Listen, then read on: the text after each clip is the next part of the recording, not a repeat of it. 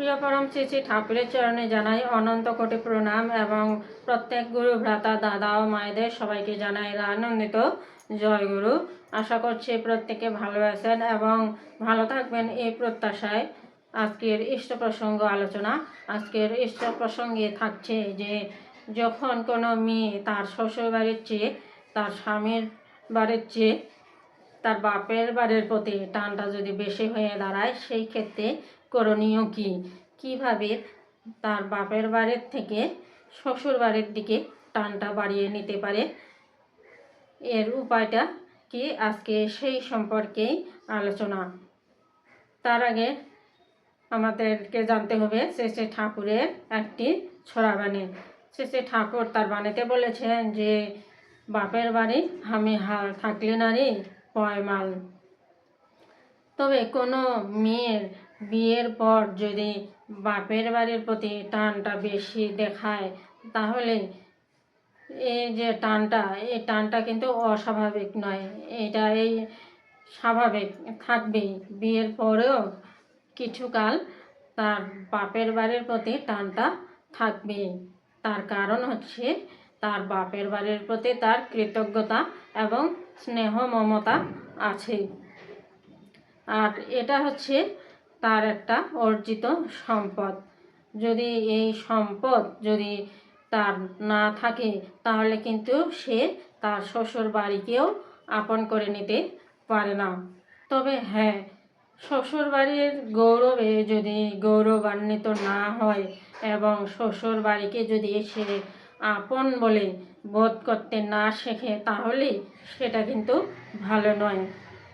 আর এই ক্ষেত্রে যদি শ্বশুরবাড়ির লোকজনেরা তাকে বোঝানোর চেষ্টা করে, শ্বশুরবাড়ির তরফ থেকে কেউ যদি বউকে বোঝানোর চেষ্টা করে, তাহলে কিন্তু কোনো কাজ হবে না। তাহলে এই ক্ষেত্রে কি করতে হবে?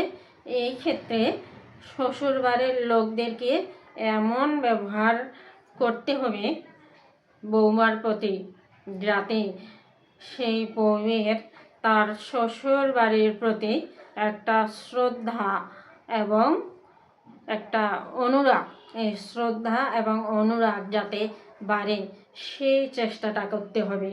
এবং শ্বশুর বাড়ির কালচারের সাথে সে যেন শিক্ষিত হয়ে ওঠে, সেই চেষ্টাটাই করতে হবে। আর যে সমস্ত মেয়েরা শ্বশুর বাড়িতে গিয়ে অনেক কষ্ট, অনেক ধৈর্য নিয়ে চলে, তারপর অধ্যবসায় নিয়ে চলে, তাহলে তারা কিন্তু অনেক কিছুই শেখার মধ্য দিয়েই তারা কিন্তু তাদের শ্বশুর বাড়ির প্রতি টানটা বাড়িয়ে নিতে পারে। আর বাপের বাড়ি, মেয়ের বাপের বাড়ির লোকদের অবশ্যই একটা কাজ করা উচিত, তাদের মেয়েকে অবশ্যই তাদেরকে বুঝিয়ে বলা উচিত যেন বাপের বাড়ির চেয়ে, মানে তাদের চেয়ে তার শ্বশুর বাড়িকে সে যেন আপন করে নিতে শিখে এবং শ্বশুর বাড়ির লোকদেরকে যেন শ্রদ্ধা এবং প্রীতির সাথে তাদেরকে আপন করে নিতে শিখে, সেটাই তাদের মেয়েকে বুঝিয়ে দিতে হবে, বুঝিয়ে বলতে হবে। আর এইভাবে যে সমস্ত মেয়েরা তাদের শ্বশুর বাড়িতে বিভিন্ন প্রতিকূলতার মধ্য দিয়ে যখন সে ধৈর্য, সহ্য, অধ্যবসায় নিয়ে চলে, তখন সে কিন্তু একটা লক্ষ্মী বউ হয়ে ওঠে। যদি শ্বশুর বাড়ির বিভিন্ন প্রতিকূলতাকে কাটিয়ে যদি উঠতে না পারে কোনো মেয়ে, তাহলে সে কিন্তু লক্ষ্মী বউ হতে পারে না। কাজেই শ্বশুর বাড়িতে যে সমস্ত মেয়েরা আস্তে আস্তে আস্তে আস্তে এই সমস্ত বাধাকে অতিক্রম করে যে উপরে উঠতে পারে, যে এগিয়ে যেতে পারে আস্তে আস্তে, সে মেয়েরা কালে কালে ধীরে ধীরে সংসারে সম্রাজ্ঞী হয়ে ওঠে।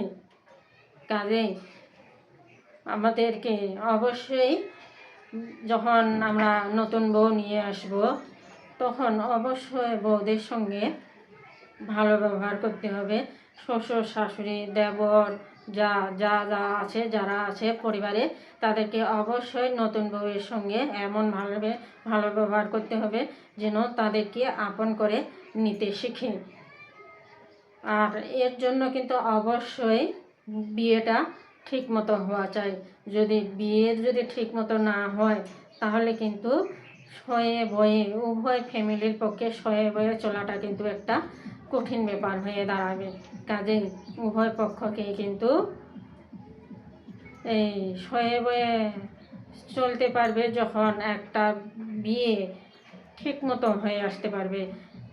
যদি উভয়ের কালচার, শিক্ষা দীক্ষা, আচার ব্যবহার এইসবের মধ্যে যদি অনেকটা মিল থাকে তাহলে কিন্তু একটা সহ্যের মধ্যে, একটা সীমার মধ্যে থাকে।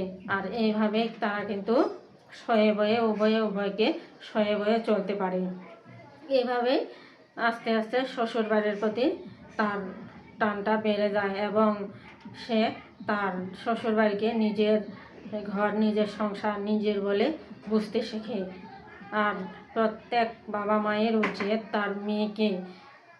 তার মেয়ে যেন বুঝতে শেখে যে তার স্বামীর ঘর, তার স্বামীর সংসারকেই সে যেন তার নিজের ঘর, তার নিজের সংসার বলে জানতে শেখে, মানতে শেখে এবং সব কিছু সয়ে বয়ে সে যেন চলতে শেখে। আজ এই পর্যন্তই। সবাই ভালো থাকবেন, সুস্থ থাকবেন, সুন্দর থাকবেন। জয় গুরু।